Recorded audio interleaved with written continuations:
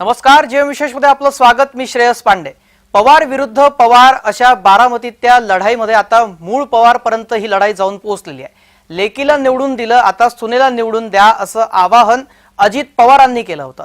त्यावरून सुनेत्रा पवार मूळ पवार नाहीत असं वक्तव्य शरद पवार यांनी केलेलं आहे. शरद पवार यांच्या वक्तव्याने सून मुलगी नसते का असा प्रश्न उपस्थित होतोय. काय म्हणाले शरद पवार आणि पवारांच्या वक्तव्यानंतर काय राजकीय प्रतिक्रिया उमटल्या, कशा प्रकारे या वक्तव्याचा निषेध करण्यात आला, पाहूयात आजच्या जीवन विशेषमध्ये.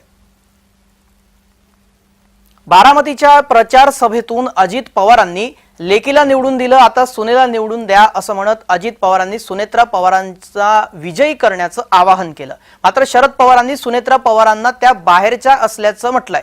मूळ पवार आणि बाहेरून आलेल्या पवारांमध्ये फरक असल्याचं पवार म्हणाले. अजित पवार यांनी केलेल्या आवाहनानंतर शरद पवार यांनी काय म्हटलंय, दोघांची वक्तव्य पाहूयात.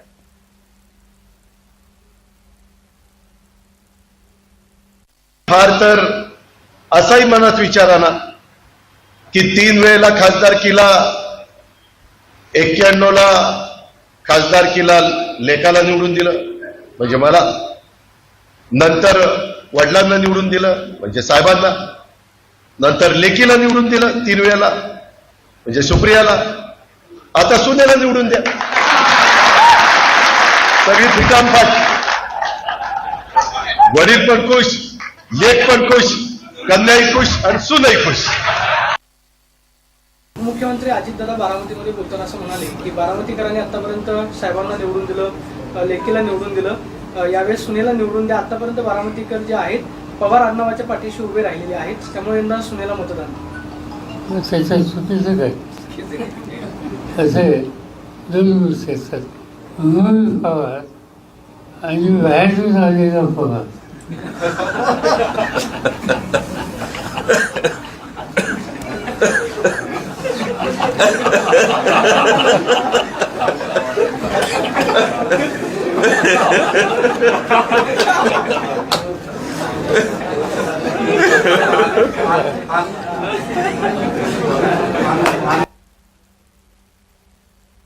सुनेत्रा पवार या मूळ पवार नाहीत, बाहेरून आलेल्या पवार आहेत असं वक्तव्य शरद पवार यांनी केलं. दरम्यान कोण आहेत सुनेत्रा पवार, पाहुयात ग्राफिक्सच्या माध्यमातून.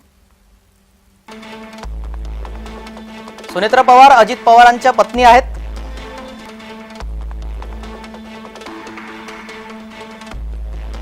मूळच्या धाराशिवच्या तेर गावच्या आहेत.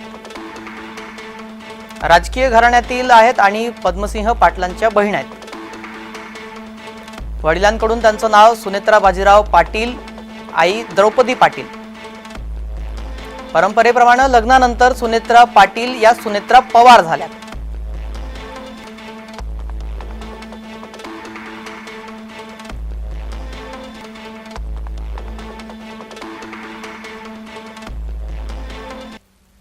दरम्यान शरद पवार यांनी सुनेत्रा पवार यांच्या संदर्भात जे वक्तव्य केलं त्याचे पडसाद राज्यात उमटले. राज्यभरातून महिलांनी या संदर्भात संताप व्यक्त केलेला आहे. संतप्त महिलांनी शरद पवारांवर टीकेची झोड उठवली आहे. पाहूयात. सून आणि मुलगी याच्यामधला फरक त्या ठिकाणी केला आणि ते पुण्यामध्ये सगळ्यांनी त्या ठिकाणी पाहिलंय आणि ऐकलंय सुद्धा. बारामतीचा निकाल हा पवारांच्या सुनेच्याच विजयाचा लागणार याच्याबद्दल माझ्या मनात काही कुणाच्याही मनामध्ये शंका नाही. पण अशा प्रकारे 40 वर्ष पवार परिवारात वावरणारी मराठवाड्यातल्या पाटलाची लेक ही पवार साहेबांना आपली वाटत नाही, परकी वाटते, याच्यापेक्षा दुसरं दुर्दैव नाही. आपण महाराष्ट्रातल्या सर्व सुनांचा अपमान केलेला आहे.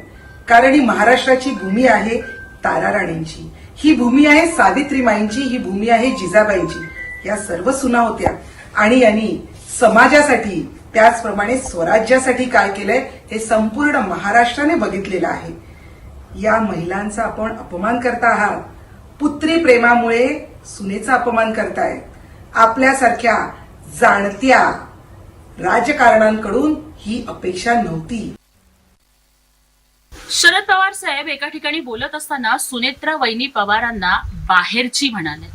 पवार साहेब, आपणही एका मुलीचे बाप आहात आणि तुमची ही मुलगी सुळेंच्या घराण्यामध्ये लग्न करून गेलेली आहे. मग सुप्रियाताई सुळेंना कुणी बाहेरची म्हटलं तर ते तुम्हाला आवडेल का? तुमची लेक म्हणजे माहेरची आणि दुसऱ्याची लेक म्हणजे बाहेरची, असा तुमचा न्याय आहे का?